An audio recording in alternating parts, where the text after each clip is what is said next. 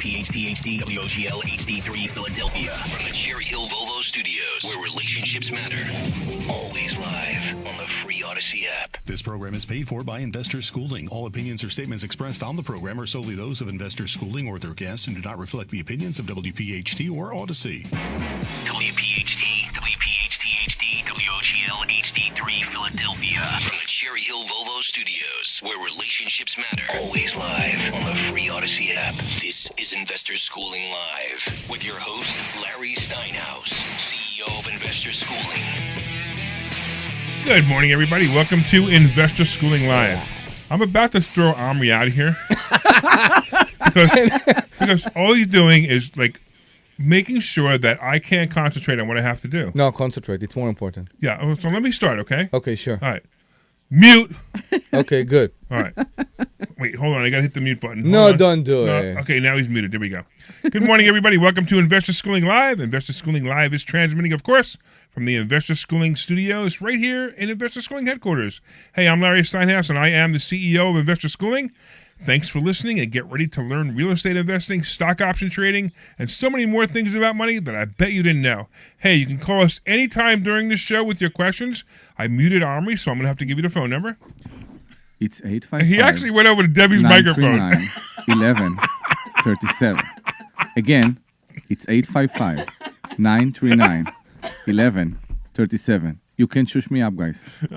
So all right. This is not your typical financial show, is it? All right, wait, I got to turn Omri's microphone back on because you're interrupting my whole flow twice now. Okay. So at least let's No, I will shush. I have some questions, but I will wait. Let's at least let people know that what we do here, okay? It's important. We talk about money. Yes. We talk about finances. We teach. We talk about buying houses with no money. We talk about investments. We talk about the stock market, which, by the way, I can't believe the S&P popped over 5,000 the other day for just a moment. Actually, I think it closed over 5,000, which is amazing, too. And, of course, we talk about Omri's sexy voice. So if anybody wants to call in anytime about anything of any one of these topics, the phone number is 855-939-1137. It's 855-939-1137. Now, for all you people who have really good stereo systems in your car while you're listening to that, first of all, I don't even know where you're going to go with that. I'm a little bit concerned. First of all, if you have a really nice stereo system in your car and you're listening on AM, there's something wrong with you anyway. But okay. But assuming you have that really nice stereo system and you're listening to that voice, do me a favor, call in and let me know, how it felt. Okay, sure. I figured that's where you were going. Yeah, I was. I'm not going to go full Howard Stern on that one. Yeah. But yeah. Yeah. But, you know what I mean? That's I was because you have a very deep kind of voice, and it's it turns the women on. Yeah. Okay, good. So if you feel pregnant after I'm saying the number, I'm not taking responsibility. It isn't exactly pregnant that they're going to get. Yeah, I know. That's so can you finish your part, please? I don't know if I can. That's the whole point. I don't even know if I can. What am I supposed to do?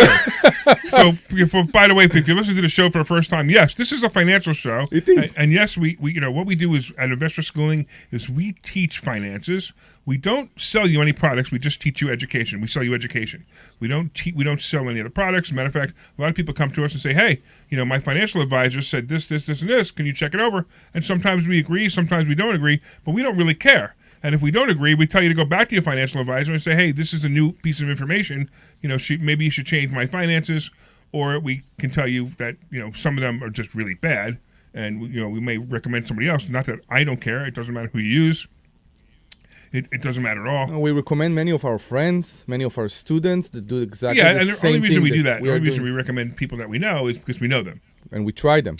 And we use them. And also, we let those people know that, hey, don't ruin my reputation. Me, Larry Steinhouse, don't ruin my reputation by messing up somebody's finances. So, of course. So that's why we do it. But we make no money off it. We don't get any commission off it. And the reason we want to be that way always. First of all, it's illegal for them to pay us a commission unless we're licensed. Mm-hmm. But also, we want to be independent. We want to make sure that everybody understands that all we're doing is teaching education. We're teaching some of these things. All right, and we're not attorneys. We're not accountants. Correct. And we teach based on our experiences and personal successes.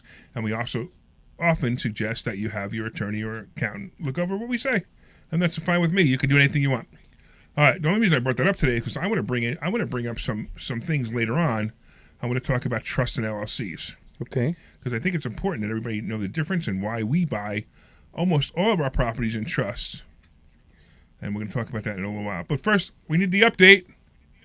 We need What? the update on the Monroe property, Deb. On the Monroe property. All right. Latest is that the township is incredibly corrupt and Yes. insanely corrupt. So much so that, which is why I've been having so much trouble for the last year with this property, because they're so corrupt. So much so that the contractor has said something to me about bringing to the attention of, the authorities. But I will not do that until after Of course. the quad Yeah, of is course. done and the second one is built, and then we'll maybe get the authorities in on this place because it's that bad. Yeah, which you need is- to call the FBI. Yeah, we probably have to Yeah, call the FBI yeah. in on them. So The hard part is how you can prove it. Emails and recordings. Is there and enough information in everything you emails and can. recordings that you can prove it? You should. I don't. I know. Well, he has a lot of documentation, so I don't know. We'll see what happens. At this point, it's not gonna. I'm not doing anything until the quad has to be done, and then the other one has to be built. So nothing's gonna happen for the next 6 months to a year Yeah, okay, anyway. that's So it fine. doesn't even matter. So if you are from the township and you want to prove us wrong, you're welcome to call at 855-939-1137. Anyway, everything is done on it. We're getting some holdups on the inspection because of the corruption, which is a little bit frustrating. But sheetrock should be starting next week. Yes. Whoa. So sheetrock should And be we're all starting going next down week. there. We're going down there in a couple, 21. couple The of week weeks. after. Yeah, we're Yeah, going the down in a week couple of after. weeks 21st, yeah. Yeah, the week after next. to take a look at it, take pictures of it, and see how it's going. So for you guys who are listening to the show for the first time, Debbie bought a property about a year and a half ago, 2 years ago. Yeah, it feels like forever. Yeah. And she had some trouble with it, and most of it was bad contractors. All And- of it was bad contractors. Yeah, and the problem with the bad contractors weren't necessarily that Debbie picked bad contractors, which she did, but it was also because the township makes it very difficult for you to be a contractor in there. They want their cut. They want to keep their people. Right. They want and to keep their people, but cut- all their people are terrible. Yeah, but they're also Corrupt. paying people under Yeah, the table, there's which all we kinds of- discovered, right? So it's Yeah. not only the fact that you picked the bad contractors, you've been forced to pick the bad contractors because you had to work with people that have Right. been suggested, you can say, by No, the they're township. licensed in that township. Yeah, Yeah. and They we have don't to want be to, licensed. and we don't want to mention the township at the moment, and we don't want to mention the people because, we don't want to. Unless they call. No. The real reason is we can't prove it, so It's Yeah. so insane. we have to say we suspect them of corruption. Yeah. Because if not, we're going to be sued. I called my inspector, who I had very rough beginning with, and she's great right now, and I really appreciate her. Yeah. I called her this week because I think she's in her 70, and she knows everybody in Norristown. Right. So this And is this is your Norristown property. Yeah, and I asked her for a suggestion about who still left in Norristown that restored old windows. Because my house is located in an historical district. I can't replace this window. I need to fix this window. And believe it or not, all the people... So at first, when I called her, she said, I can't recommend. I'm not allowed to recommend anybody for you. And then after research, I figure out that many other investors in the area, like me, has the same problem, that let's say old people that know how to restore those windows are left around.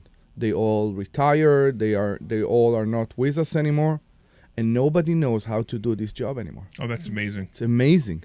So now you have windows that have to be replaced or repaired, A wood window, and they can't be done. and it can be done. Actually, I know how to do them. Okay, we'll talk about it after the show. Yeah, there's a sneaky way to make them modern without anybody knowing. So there is a special caulk that you need to put around the glass, because Caulk, it's Omri. it's not. What? It's caulk. It's called caulk. I said caulk. What you want? It's called caulk. Debbie, I'm just saying. Debbie, it's come called on. caulk. Just say the phone number again and make Debbie feel better. I'm just saying, Omri, you really need to work on that part of You your- don't say the L. The L is silent. It's. How do you say that? No, you're fine. You're fine. I am fine. Debbie's got a dirty mind. So the thing is, all the woman has dirty mind, and then they say it's us. It's the same of thing. course, but Debbie has a dirty mind. She thought you were saying something else. I'm talking That's about. what it says. I'm All talking right. about ceiling windows, and she's talking about her bedroom. I don't know why is it like that. I don't know either. So anyway, you need to fix the caulk. I need to fix the call. and it's not the regular one. Glenn, are we still on the air? We are, because you've said nothing wrong. No, I think we're off the air. You've got people driving their car going now. What the world are we listening to? Crashing into the thing. All right, yeah. So you talked about people listening in the car, and I want to go back to my Tesla. Wait, we do that in a minute. No, it's but important. real quick, no, we will, because I just want to mention who we are, because I'm sure the audience is so confused right now. Yes, exactly. So I'm Larry Steinhouse, and you're listening to Investor Schooling Live, and you're listening to my partners Omri Morad and Dr. Debbie Anderson. Jeez. And what we do is we teach people about how investments and properties, and we talk about some of our own stories too. And that's basically what's happening here. Yes. So obviously, Omri has a cock problem. I don't have a cock problem. Are we still on the air? I want to clear that. Kirk, are we still on the air? We're still on the air. Go ahead. I'm not sure. So we have to make it very clear that she is a real doctor and not a sexological. How do you say the people that the sex therapy? I don't know. We're really. She's a real doctor. I thought we were talking about your cock. So no. So Watch it, guys. no. I will spell that, even though I'm not he's so his windows. good We've been about. talking about this. I mean, I don't understand. So I'm not. All right, let's get back on track. We're going to be thrown up the air. Okay, so go back really quick. Yeah. So you have to Go back fix to this your car. window. It's You need to- it's CAULK. CH. CHULK. CHAULK. No, it's CAULK. Exactly. Okay. That's what I said in the beginning. Oh yeah, that's right. I'm gonna. Do you know English? By the way, you don't need to spell well to be a real estate To be investor. So believe it or not, right? One thing I figure out, because you said about listening to your AM in the car, and we talked about. I consult with you about upgrading my infotainment system in the Tesla. You're gonna upgrade your entertainment system in the Tesla? Yeah, remember the bubble on the screen and all that? With the bubble in the screen, yes. Okay. So So if you there's guys a don't know, we also bubble in make the fun screen. this Tesla. Anybody know why this Tesla stock's going down lately? You know why? Because everything is a common problem. Omri talks about his Tesla all the time Because and all the problems he has. He has a Tesla X that was originally sold for $120,000, 150 $150,000 with all the options, yeah. with all the options, and now the glove box, although it started working again. So the glove box started to work again. Elon allowed me to use my glove box. Elon allowed you. I guess. I don't know. Sometimes it works, sometimes it doesn't. And there are all kind of things that trouble me with the car. And make it very All hard. kinds of things trouble you with the car. Yes. Now, The glove box works. The heat works. The glove box started working again. the glove box started to work. Larry Now, tried you to need to break understand it. that a normal car has a glove box that have a little latch. Yeah. And it's a mechanical latch. You open the glove box. Yes. This thing has this electronic Feldergarb. Yeah. So that according you have to to Tesla, right. the glove box itself has a computer, right. which seems unnecessary, but I don't know. So the glove box work. In order to change the infotainment system in the car to the upgraded with the Netflix and Hulu and all those things that I don't care, it costs like $2,000, but you don't get a radio. If you want a radio in your car, it's another $500. Wait. Well, make sure it has a AM. Wait. I'm confused. You have You to will pay for get the new audio system, the new screen with the navigation and all that, but not radio. If you want radio, You it's spend $150,000 for a car and you don't even get a radio? So now I have a radio. But Are in you the- serious? No. Now I have a radio. If I'm going to upgrade my system, I will need to add a radio to the. It's insane. Oh my god. It's insane. Who will put a system like a music system in the car that for $2,000 and doesn't have a radio? It doesn't make any sense to me either. It doesn't make any sense to But me just make sure it has AM. at all. Of course, I need If to it doesn't listen. have AM, you can't listen to your own voice. Exactly, I need to listen to myself. Right. How can I listen to myself? so- Only maybe the repeat. Yes. Yeah, because I need to be You know here. they have jobs for that, you know? They For do what? like voiceovers. Like I do, some of my day job stuff. I had to listen into somebody do the voiceovers for like some stuff I wrote. I wanted to do cartoons in the past. Well, very I'm much. just saying that like people get paid real money for that stuff. Okay. Yeah.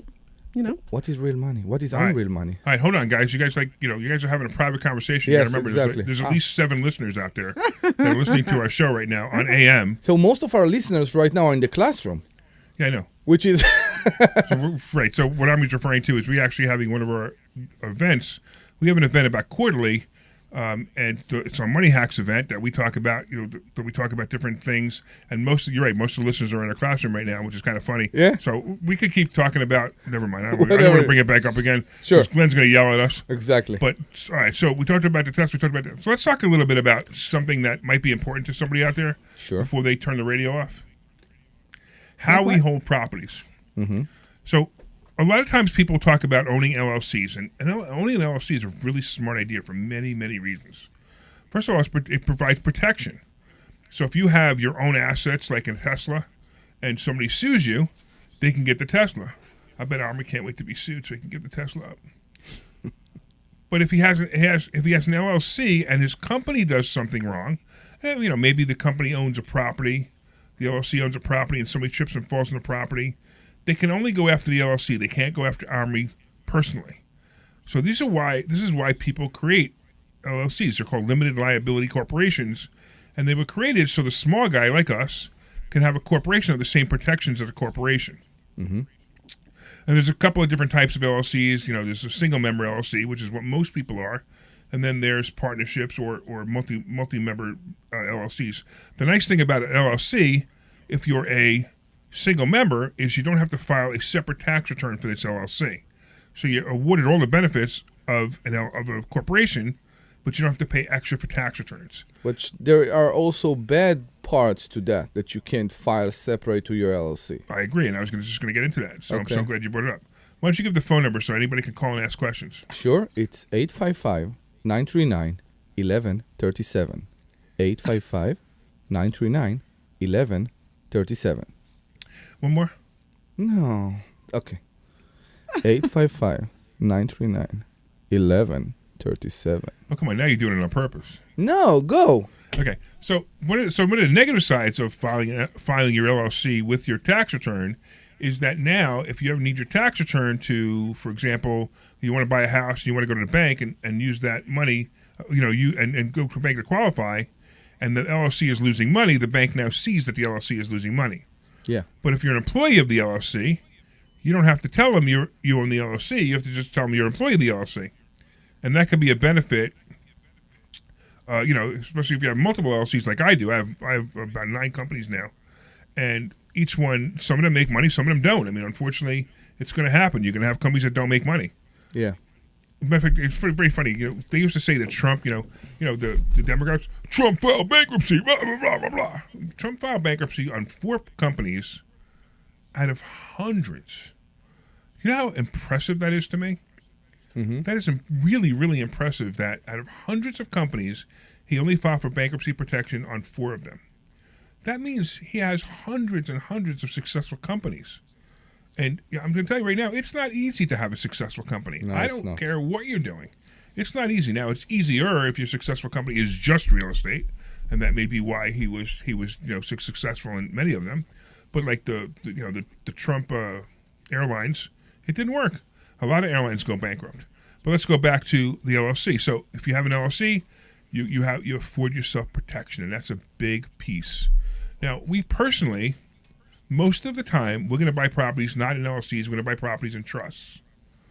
And the reason we buy properties in trusts is because when we buy a property in trust, we have that protection, but now we don't have to file a tax return on the trust.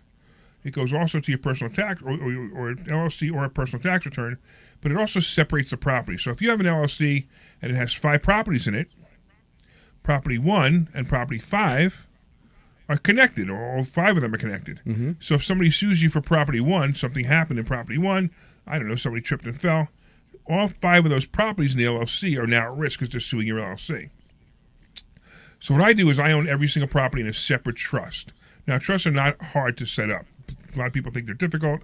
Don't make the mistake of doing a living trust. It's not the same thing. Living trusts are a useful document, but that's not what we're talking about.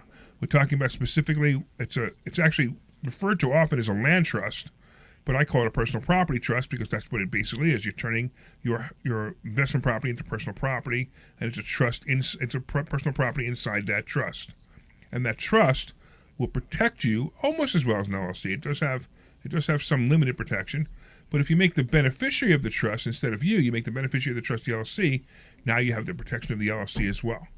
So it's extra protection each time. And that's why we suggest over and over again that people buy properties and buy them in trusts and buy them from day one. In fact, a trust can protect you from nursing homes or from bankruptcy or from crazy things that can happen.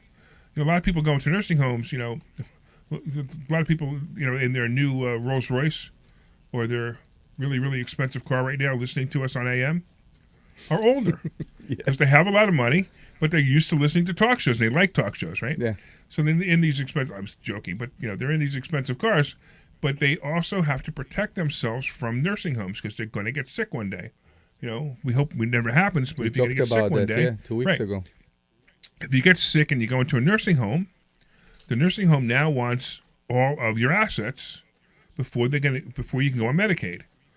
And now, I'd rather have the government pay for my nursing home than me pay for my nursing home.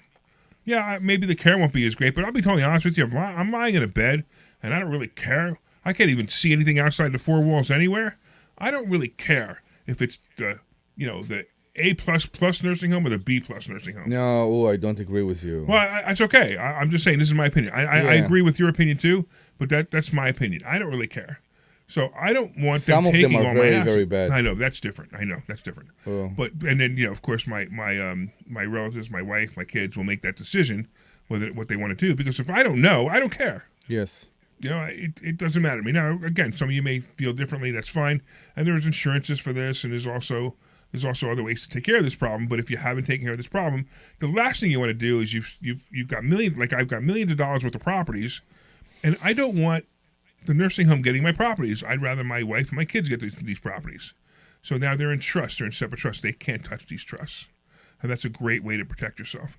Now, of course, we're not attorneys. We're not accountants. I just want to make sure that you guys understand that we teach this stuff based on personal experiences, and it's what we do. So I want you to understand we teach the concept. You could take the concept to your attorney, or you could do it on your own. I don't care. But just understand, I just want to put that disclaimer out there. So I want to go back to single-member LLC. Yeah, sure. So under single-member LLC, like you said, we can separate it from our personal 1040 under the tax return. It has to be one filing, the LLC and our personal, because the LLC in the tax form is actually transparent to our own tax debt, tax return. Only if it's a single-member LLC. Only if it's a single-member LLC. Now, sometimes there is a problem to that. For example, in my situation, I am using most of my profits in order to grow. Right. So, because I'm doing that, I'm not draining out my LLC. I'm taking a certain amount. You're making no money in your LLC. I am making money in my LLC. Okay. But on my private side, I'm taking only some money, not all of it, to my personal account. Okay, in order to live, in order to pay rent, in order to do grocery shopping, in order to pay for my kids' education. Now, the government don't care. The government look at that and they said that we don't care that your LLC made 100 or 200 or whatever it is a year.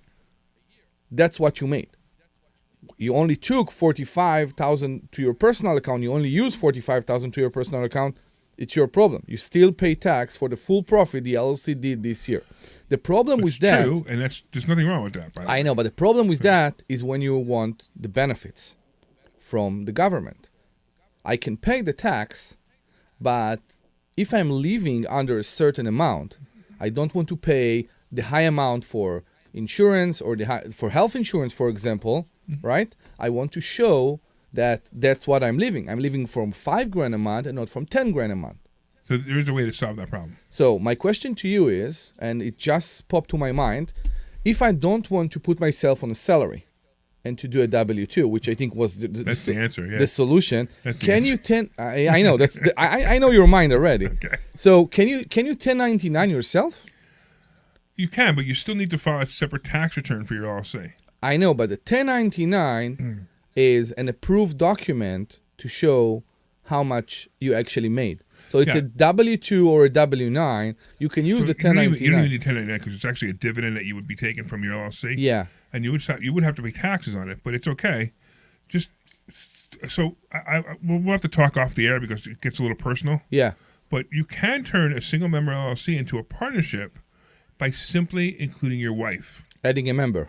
Adding a member, which is your wife. Yes. Which is already technically a member. Yes, correct. If anything happens to you. But you have to also trust that your wife, if the company becomes a multi-million-dollar company and your wife's a member and you get divorced or something else happens, Yeah. then you gave up half your company because she's a member. So you just have to keep that in mind when you're doing things like this. Now Yeah. I do it, so it's funny, and it's even like with investor schooling, which is actually that's actually a DBA. We're actually called School of Investment, right? So at the moment, it's a single member, but I have like Dr. Deb is my partner, but it's not worth it for Dr. Deb to be on the paperwork yet for her sake. In fact, it's probably detrimental for her at the moment. And we'll talk about, I don't want to talk about the reasons for that, but there are reasons that we would keep her off. But this company is actually it's not even LLC, it's actually an S Corp, it's a C Corp now. So I do have to file a separate tax return intentionally. Because it's a C Corp. Because it's a C Corp. I understand. So you could create whatever fits you. Now, we're going to give you, if you come to investor schooling, of course, these are some of the things we teach. We teach business, we teach LLCs, we teach trust. But I'm going to tell you, we teach 50-foot overviews of just those items. And we're going to give you suggestions. We're going to give you strong suggestions to go to your attorney with and say, hey, these are the situations I'm in.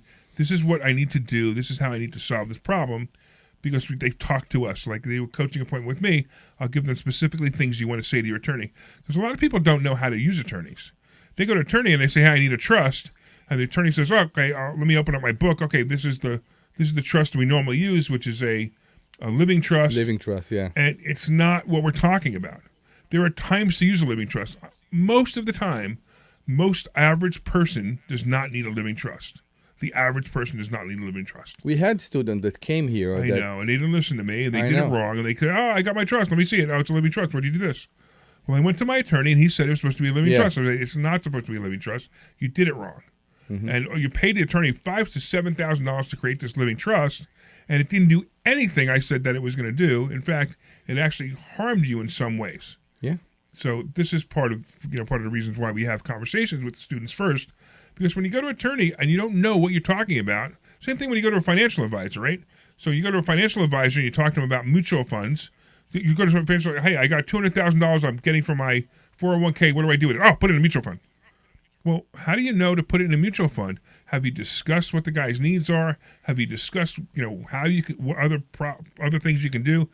I mean, I make fun of the word fiduciary all the time because by law and by SEC law, a fiduciary can't tell the truth. It's illegal. It's illegal for them to tell the truth unless it's their product. Unless it's their product, right? Yes. So if a financial advisor has 5 products, and there's a 6th product out there that they know of, that they won't make any commission on if they sell it. They don't even care.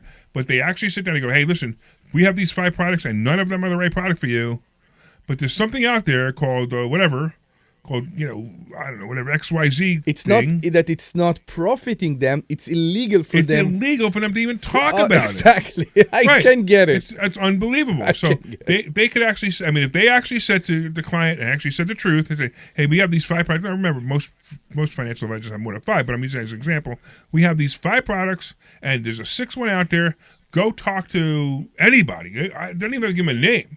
Yeah. Go talk to somebody about that product. Guess what happens to that person who did that? They lose their license.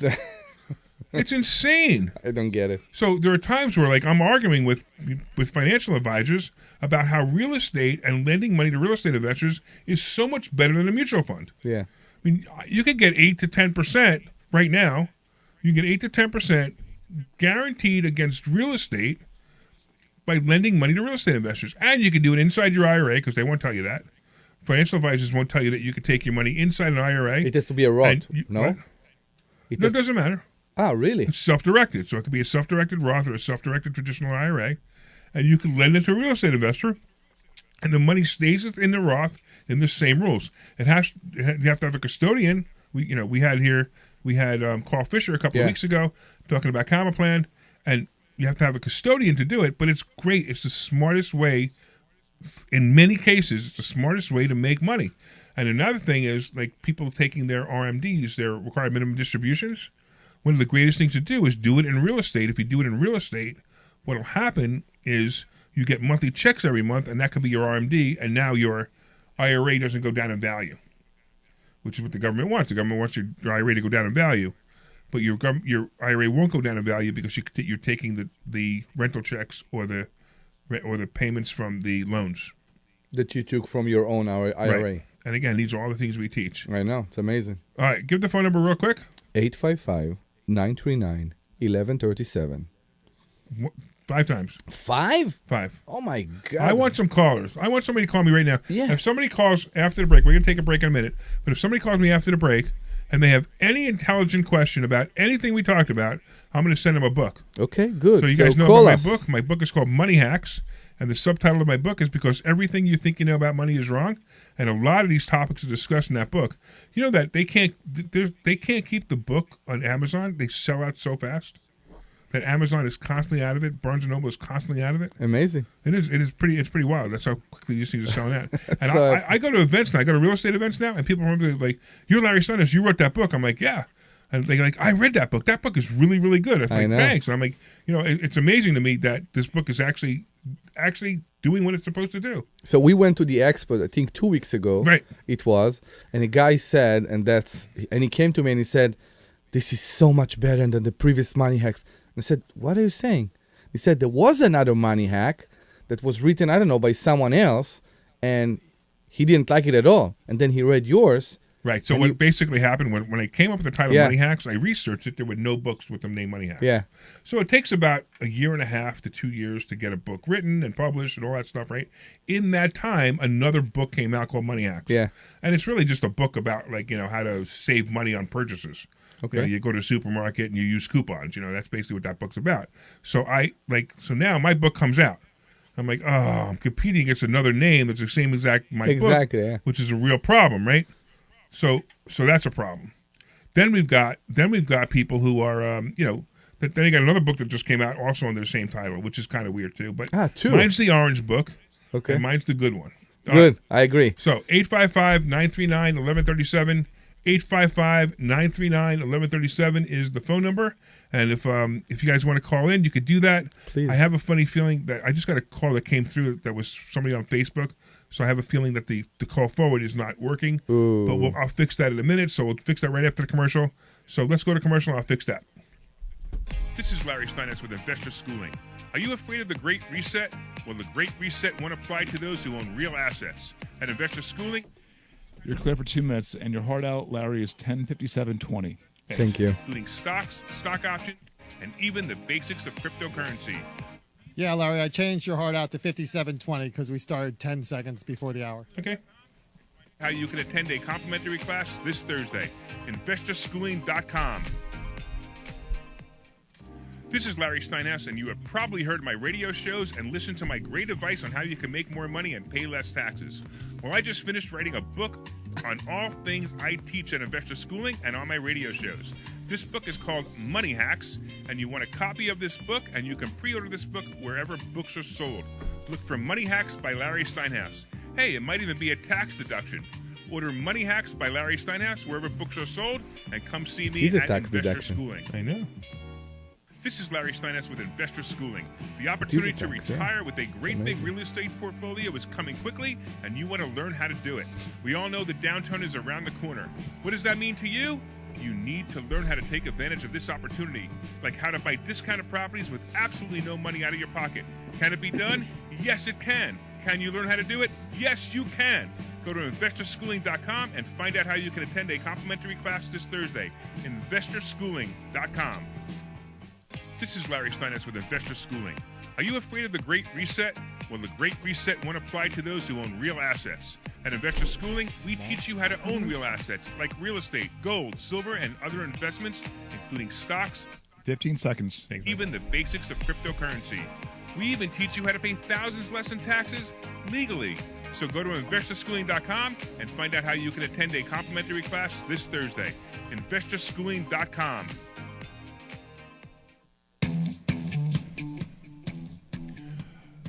All right, everybody. Welcome back to Investor Schooling Live. I am Larry Steinhouse. I'm here with my partners, Omri Morad and Dr. Debbie Anderson, and we are talking about LLCs and trusts. And I want to let you guys know, a lot of people called before the commercial. For some reason, the call forward wasn't on, so you got my voicemail. But tell you what, call in now because we fix it. 855-939-1137. 855-939-1137 is the phone number, and you can call in right now. So the two people who called, I know a couple of people online. I could see them were calling. I know Liz was one, so Liz, feel free to call in. And real quick, somebody online has a question I thought was interesting. So it looks like Marcelo said, when you're transferring funds from a business account to another business account, it is not a taxable event. You're putting one from one right pocket to the left pocket, correct? At least that's what my accountant has me doing. All right, technically, yes, but here's the problem. That's called churning funds. And that could be a real problem if you're not putting from one account to another, if you're not telling that account what you're doing. So in other words, if you have ABC Corporation, XYZ Corporation, they're separate business accounts. But XYZ Corporation is making money and ABC Corporation needs some money to survive. If you take money from XYZ and you just transfer from bank account to bank account, well, now ABC and XYZ are now the same company according to the IRS. And according to anybody who sues you. So you've now made two companies, one company, just by one transfer. So be really, really careful that you don't do it that way. It counts as equity? No, it counts as expense. It's churning funds. It's basically saying, hey, you're using funds from XYZ to pay ABC and ABC to pay XYZ. You can't do that. But XYZ and ABC can have a agreement between them that says they're going to lend each other money. So XYZ is contributing the money to ABC. It's not a member investment. It's not a member of XYZ that investing in ABC. Right. So now you own two LLCs. The question is this, Yeah. and I see this come up a lot. So the question is, you own two LLCs. One's ABC, one's XYZ, right? Mm-hmm. And they're all in the same bank. Yes. And you can easily do transfers on your bank inside, from the bank portal. You could do a transfer of money. So let's say XYZ needs to lend ABC $2,000.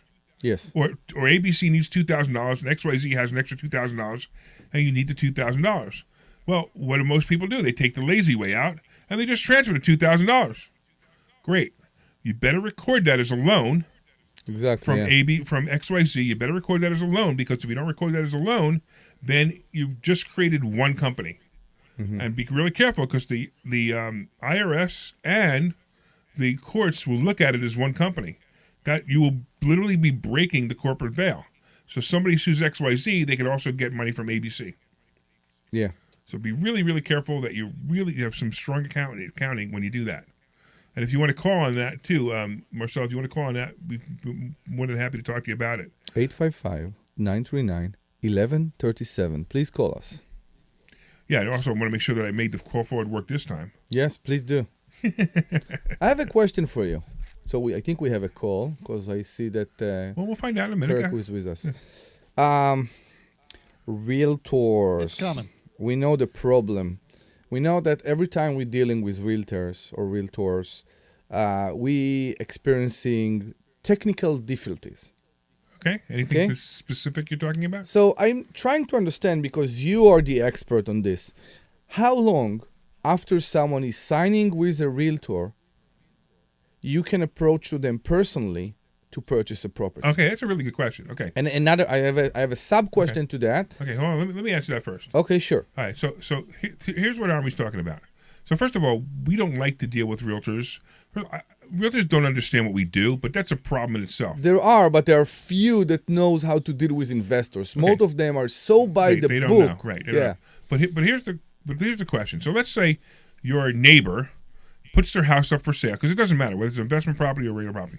Your neighbor puts their house up for sale, and they have a for sale sign out, and it's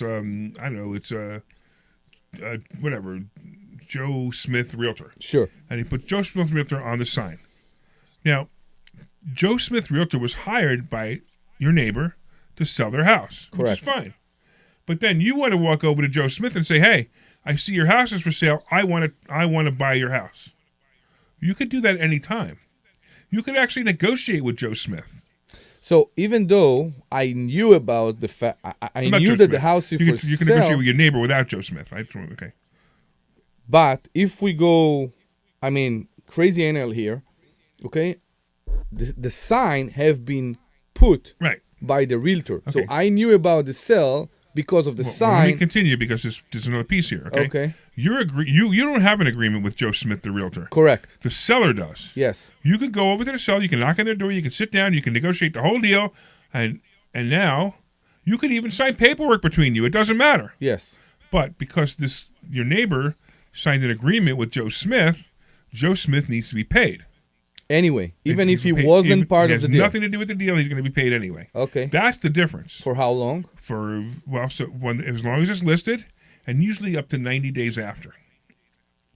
So if Joe Smith's listing runs out, and then you went over to the house 90 days later and said, "Hey, I see you didn't sell your house. I spoke to you. I spoke to Joe Smith, whatever, and now I want to buy your house." You can do that. Let's do this. Let's go over to the phone real quick. The first person we got is Liz. What's going on, Liz? Good to talk to you. How are you? How are you? Good. Yeah, I have a question. So my house is now in my name and paid off, and I'm about to.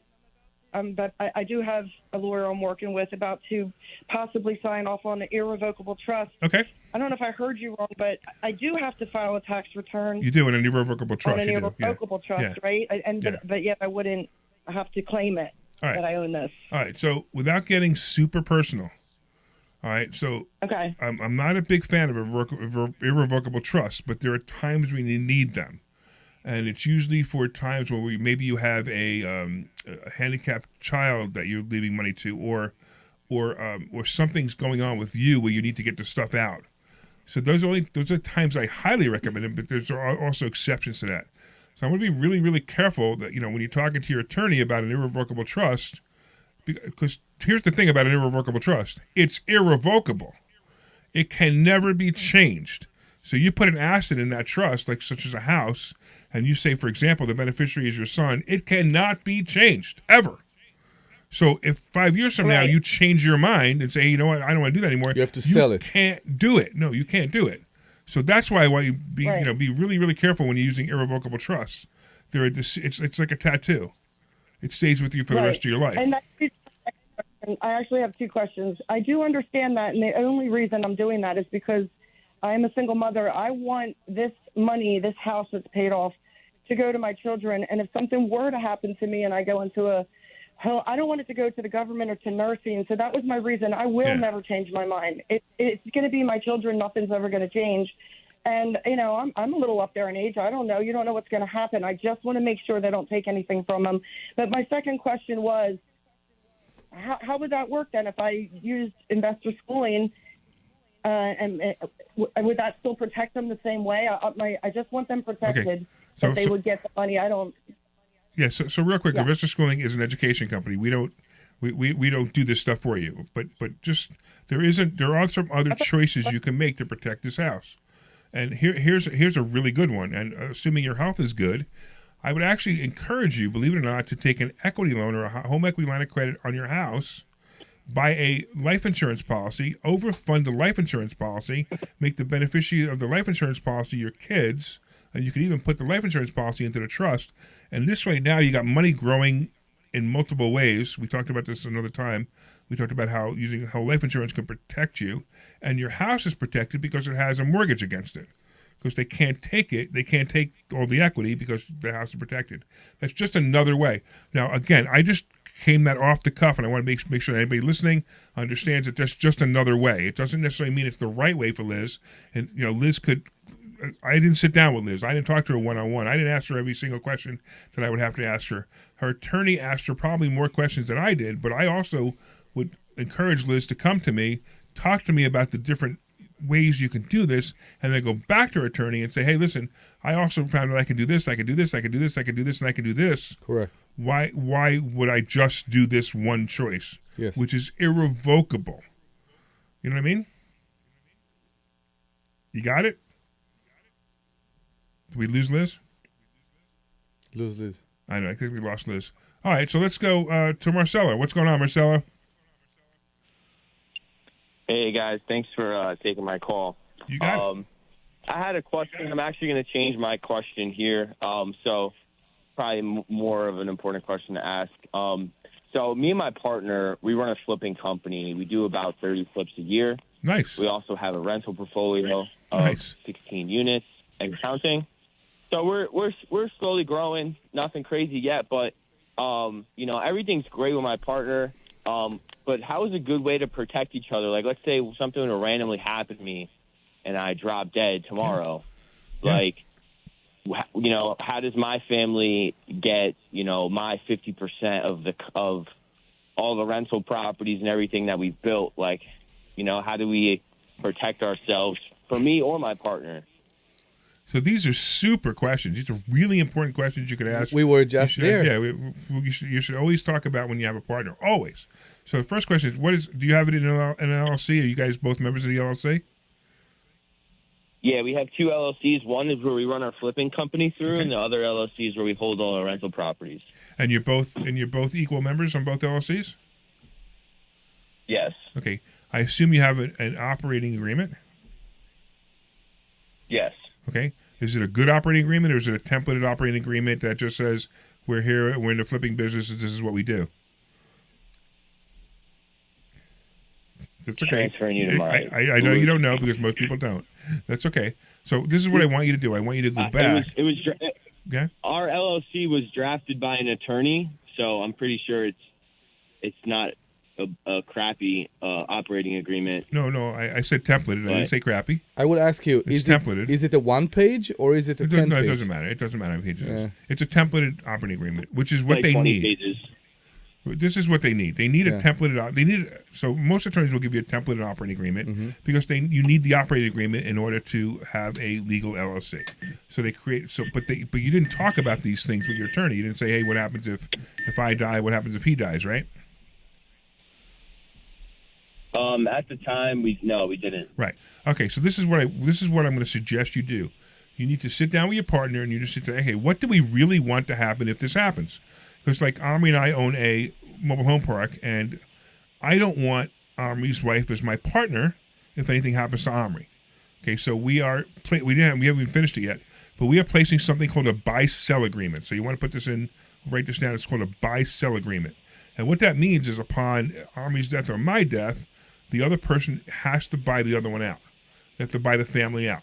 Now, if we assume that, let's say number one, let's say maybe the corporation doesn't have the money to buy the other person out, you could put a payment schedule in there. You could also buy life insurance. This is a really good way to do a buy-sell agreement. Is under the LLC? Buy life insurance. Yeah. Really? So the LLC could buy life insurance. I was thinking about having our LLC fund a life insurance policy for the both of us. So in the event that happens, Absolutely. And here's the cool part. The LLC could fund the life insurance policy, but you could still own it separately. So if you ever dissolve the company, you still own the life insurance, because I would recommend, just different kind of life insurance. If you think it's going to be short-lived, I would use term. If you think the company's going to go on for a long, long time, I would buy whole life insurance, and I would overfund it. But we're getting into a whole different topic right now. But either way, either term life or the whole life, it doesn't matter. But also disability. So if one of the partners gets disabled and can't work anymore, maybe one of you guys is the contractor, and all of a sudden he's not working, he's sitting in bed, it's bad that he's sitting in bed, but he's sitting in bed not being able to work, and you got to hire somebody to do the work that he was doing. Well, that's not right either. So you may also want to have a buy-sell agreement that talks about disability as well. Gotcha. And you know what you need to do, right? You need to come to investor schooling to learn all this. I'm sorry, ask again? No, I just said thank you for creating some clarity. You got it, man. And stop by the school one day and let us know how you make it out. Because I'll tell you what, if you're doing that kind of work, appreciate it, man. We'd love to have you even speak one day. Oh wait, you know what we need? You want a copy of the book, Marcella? Sure, man. I loved it. I love a book. All right, cool. So we're gonna have Kirk is gonna take your information when you hang up. Before you hang up, he's going to take your information and we're going to send it to you. And then definitely stop by. So if anybody out there wants to stop by and learn this stuff, go to investorschooling.com. You can RSVP for this Thursday night's class. That's investorschooling.com. And you can learn how to do the stuff we're talking about. Hey, I'm pretty smart, huh, Dr. Deb? Not too bad. Am I as smart as you? You're a doctor. Well, I'm really good in like one area, and you're really good in another one, so I think we're good. Although I wouldn't be giving you an honorary degree or anything, but you're pretty smart with it. So the honorary degrees I don't do. Referring to the beginning of the show, I'm not sure what she's meaning. What? So. What are you talking about? What are you talking about? He doesn't know what an honorary degree is. Oh, you don't know what an honorary degree is when somebody says, "Hey, I think you're so smart. I'm going to give you a PhD. Now you're Dr. So and so." Right. What? Some universities. Who can do that? The Queen of England? No, universities do Anybody that. can do it. Yeah, they'll give really? you honorary Debbie degrees. could call you Dr. Omri if she wants. No, I don't want. No, to. it's like usually universities. So I want to go back to the conversation we had about realtors. Okay. What happens if you start to work with a realtor? Right. Okay, you start to negotiating with them about purchasing a house, right, and it doesn't go well. Right. Okay. The price is not right, the terms are not right, the realtor is not responsive, you can't work with them. Okay? So are you the buyer or the seller? I'm the buyer. Okay. Let's say I'm the buyer. I just want to, this is the deal that we're working on right now. One of them. Let's make it I'm trying to understand. Right. If I started to deal with the realtor, am I obligated to continue working with the realtors? You have no obligation to that realtor whatsoever because you have no contract with them. At all. Right. Unless you signed a buyer brokerage agreement. Okay. Which I know you didn't do. No. Because nobody does them. Because as smart realtors have you sign them, but this guy didn't do that. Okay. So now you can talk. By the way, it doesn't matter if the property is listed with a realtor. You could talk to the seller anytime. Now the realtor will say, "How dare you? You can't talk to them." I can talk to them until they say to me, "I have a realtor. I have a realtor. Talk to them." And then he basically, the seller now shut you down. I know that's why go back to the realtor. But that's why they work so hard to hide the seller. Right, but it's not hard. Yeah. I mean, you can find out who owns the property. I know. So, like the example we were giving a little while ago with the neighbor, you could buy the house anytime. Yes. Just the guy may owe the realtor some money. Okay. So the realtor will come after the seller. Maybe. Okay. Maybe, but they have an obligation if it's under contract to sell it with the realtor, and they sell it by themselves. Is it related? Unless they excluded. So is it related to how you found out about the property? No. It doesn't matter. It has nothing to do with you. It's all about the seller. It doesn't matter if it's because of the sign or if it's because my neighbor told me I'm selling the house. No, it doesn't matter. As soon as they have a written contract with the seller, the realtor has a written contract with the seller, the realtor expects to be paid by the seller if the house sells. It's amazing. So if I'm selling my house right now, and I'm telling my neighbor that, and the next day, a realtor come and I put a sign and I sign with a realtor, right? Mm-hmm. And my neighbor said, "You know what? I'm buying your house." He didn't go with the realtor. He never deal with the realtor. He haven't heard about me selling the house from the realtor. I still owe the realtor. Unless you tell the realtor to exclude him. So the next day, you said to the realtor, "Listen, it just so happened I was talking to Dr. Deb, and Dr. Deb's going to buy my house, maybe, but I just want to let you know that I'm negotiating with Dr. Deb by myself. Personally. And this one's an exclusion. So if I sell it to Dr. Deb, you get paid nothing." And he'll go, "Okay." And you have to put it in the contract. You have to put it in the contract. Okay, understand. Now, in our thing, we're trying to buy that apartment complex, and the realtor is a real pain. Mm-hmm. He's a real pain. Yeah. Instead of a realtor. I don't know, whatever. Okay, it was a really bad joke. I get it. But what's happened with this guy, I've told the realtor flat out, I said, if you would get out of the way, I would already have this under contract. Yeah, he refused to let us, even when we were extremely close to closing, he refused to let us sit in front of a table with him and with the buyer. Right, which he with the seller, I'm sorry. That's really the seller's part. We don't really know what he's communicating with the seller. Yeah, exactly. But the reality is, now the listing expired. He doesn't have the listing anymore. Yeah. So I've said to you several times, we need to talk to the seller. We'll do it this week. Mm-hmm. We need to talk to the seller just directly and say, "Hey, do you still want to sell the property? Because if you do, we're buying it." Yes. And that's what we're looking to do. Mm-hmm. So we'll talk to him this week, and we'll let everybody else know basically what happened. Of course. Let's do that. So, hey, do me a favor, Glenn. Put in the chat what the time we're out is. I completely forgot already. 57. So, anyway, I completely forgot. All right. So what else we got? We got about 5 minutes. Not even. I think we got 3 minutes. I'm not even sure. So if we got like 3 minutes, I'm going to talk real quick about the stock market. I want to talk about the fact that the S&P actually closed on Friday at 5,026. That's incredible. Now, the crazy part about this is, of course, we were supposed to go into a recession with Biden. Mm-hmm. It didn't happen, right? I mean, it's almost over for Biden. Biden can't possibly be president much longer. Possibly by election. Never or say by never. We don't else, know. Yeah, exactly. Or Never by say something never. else. So we're supposed to go, and we didn't. He claimed his memory is good. Yeah, but how does he know? He can't remember. Exactly. But that's what he says. So now we're at 5,000 with the S&P. We're actually, the Dow is breaking records. The Nasdaq will probably break records soon. So the stock market's on fire. But I will say that coming now, from about now on, we're going to see the stock market drop. But it's not going to be a substantial drop. I've been waiting for the 1,000-point drop. I haven't seen it. I'm surprised. We did have a 400-point drop, but it came back the other day. So it's amazing to me that this market is just continuously on fire. It is what it is. I mean, you come to investor schooling, we'll teach you stock options, we'll teach you how to invest in the stock market. Remember we had a student in the school the other day who just picked some random stock that he saw it was a meme stock on Reddit or something. He picked some random stock and he had 4 times his money in 3 months. And we were trying to convince, everybody in the room was trying to convince him to sell that stock. And we don't know if he's going to sell it or not, but I'm afraid that if he doesn't sell it soon, he's going to be really sorry. We just spoke about it this Thursday. Yeah. He's going to be really sorry. But this is what we do. We also analyze the stocks too, so it's kind of fun. We also see crypto. Bitcoin once again is at almost 48,000. Wow, that's amazing too. How it went so high so fast again? Because there's ETFs now that are going to be able to invest in Bitcoin, and that wasn't allowed a while back. So that's basically what happened. I can't invest in Bitcoin. I don't know why. I did. I actually invested in Ethereum for a little while, and I made some money on it. I didn't make a whole lot. I mean, I probably made 10 grand investing in Ethereum and Dogecoin. Yeah. But who cares? It's just a weird thing. But then I got friends like Todd Alt. If I don't know if anybody knows who Todd Alt is, but Todd Alt is a major Bitcoin player. He's got serious bit mines. A company called BitNile, and he's killing it. All right, I don't even know. I think we got 30 seconds left. I'm so glad you guys are here.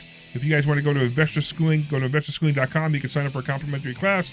I want to thank both Kirk and Glenn for helping us out today. You guys did great. I want to thank all the callers for calling and asking some cool questions. Of course, we got a book going out to Marcelo. Liz, if you call back, we'll get a book going out to you as well. And if you guys want to stop by this weekend or this Thursday night, go to investorschooling.com. That's investorschooling.com and take a free class. This program is paid for by Investor Schooling. All opinions or statements expressed on the program.